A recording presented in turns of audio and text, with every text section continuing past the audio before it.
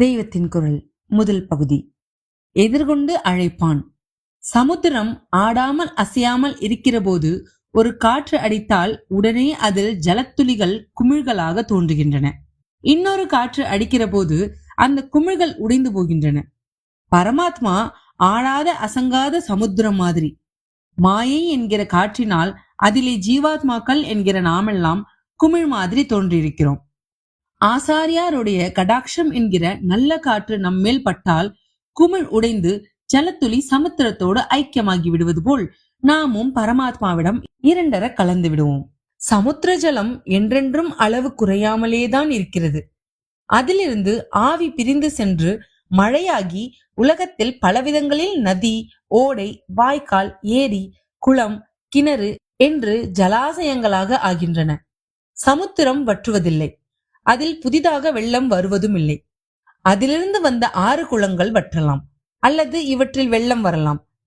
வெயில் நாளானால் வீட்டுக்குழாய்களில் ஜலமில்லை, ரெட் ஹில்ஸில் ஜலமில்லை என்கிறோம்.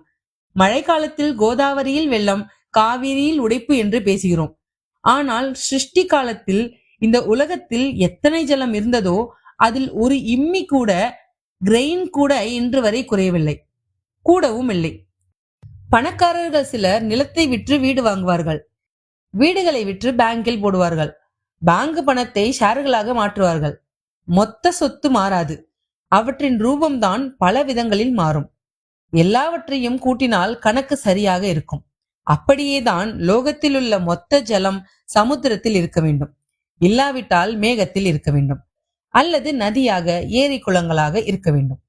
பரமாத்மா பலவாக தோன்றியிருக்கிறார்.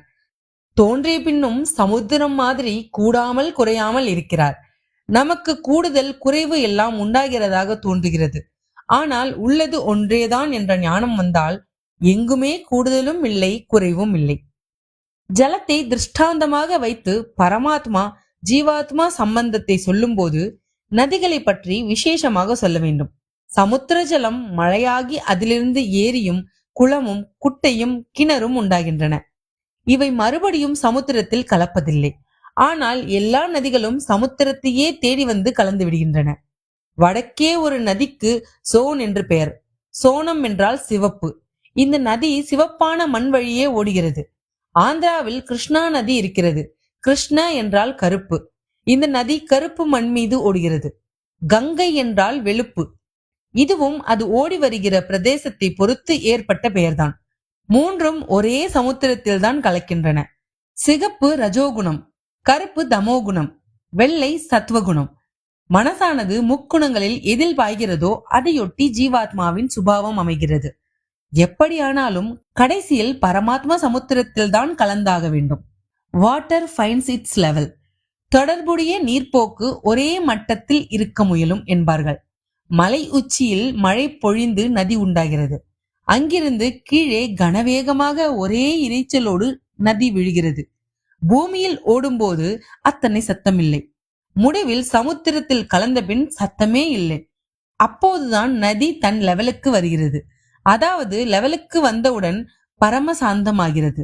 எதிலுமே சரி, லெவல், அதாவது அளவு அறிந்து அந்த மட்டத்தோடு நிற்கிற மனோபாவம் வந்தால்தான் சாந்தம் உண்டாகும். லெவலுக்கு மீறி செய்கிற தாட்பூட் காரியங்கள் பிறருக்கு பிரமிப்பூட்டலாம். ஆனால் இதனால் நாமே நம் சாந்தியை குலைத்துக் கொள்வதுதான் பலன். உருட்டல், புரட்டல், இறைச்சல் எல்லாவற்றையும் குறைத்து அடக்கமாக வருகிற நதியை சமுத்திரம் எதிர்கொண்டு சென்று வாங்கி செல்கிறது. இதனால்தான் நதியின் சங்கம ஸ்தானங்களுக்கு சிறிது தூரம் முன்னாலிருந்தே உப்பு கரிக்கிறது.